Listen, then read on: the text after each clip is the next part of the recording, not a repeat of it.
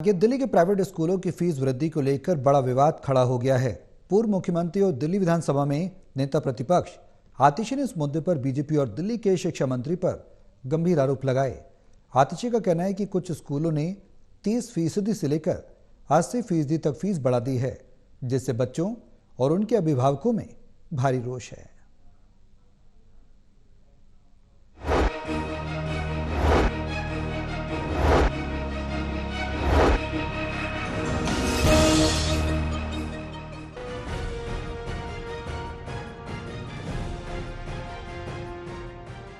दिल्ली के प्राइवेट स्कूलों की फीस वृद्धि को लेकर बड़ा विवाद खड़ा हो गया, जिससे अभिभावकों की जेब पर बड़ा बोझ पड़ा है। बच्चों के माता पिता अब इस फैसले के खिलाफ विरोध जता रहे हैं। वहीं इस फैसले पर सियासी तकरार भी जारी है। दिल्ली की पूर्व मुख्यमंत्री और दिल्ली विधानसभा में नेता प्रतिपक्ष आतिशी ने इस मुद्दे पर बीजेपी और दिल्ली के शिक्षा मंत्री पर गंभीर आरोप लगाए।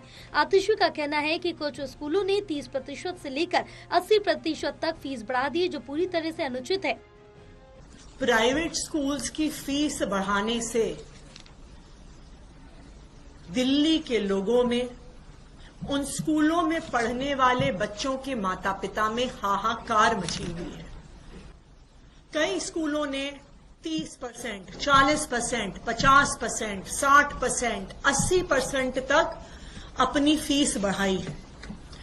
तपती हुई गर्मी में 40 डिग्री टेम्परेचर में माता पिता स्कूलों के गेट के बाहर प्रोटेस्ट कर रहे हैं। कल तो एक महिला प्रोटेस्ट करते करते बेहोश भी हो गई, लेकिन स्कूल वालों ने गेट नहीं खोला, उनकी बात नहीं सुनी। आतिशी ने इस मामले में एक और बड़ा खुलासा करते हुए कहा कि उन्हें भरोसेमंद सूत्रों से जानकारी मिली है कि 6 अप्रैल को दिल्ली के शिक्षा मंत्री आशीष सूद के घर पर निजी स्कूल मालिकों के साथ एक मीटिंग हुई थी। इस मीटिंग के बाद ही फीस बढ़ोतरी का फैसला सामने आया, जिससे कई सवाल खड़े हो रहे हैं। ये वही प्राइवेट स्कूल हैं जिन्होंने भारतीय जनता पार्टी की जीत पर अपने स्कूलों के अंदर लड्डू बांटे थे। क्यों खुश थे वो इतना भारतीय जनता पार्टी की जीत से? क्योंकि उनको पता था कि पिछले 10 साल से दिल्ली में माता पिता की, पेरेंट्स की हक की सरकार चल रही थी, और उन्हें अब पता चल गया कि अब भारतीय जनता पार्टी की जीत से प्राइवेट स्कूल के मालिकों की सरकार आ गई है। फीस बढ़ोतरी को लेकर शुरू हुई ये राजनीतिक जंग अब शिक्षा व्यवस्था पर गंभीर सवाल खड़े कर रही है।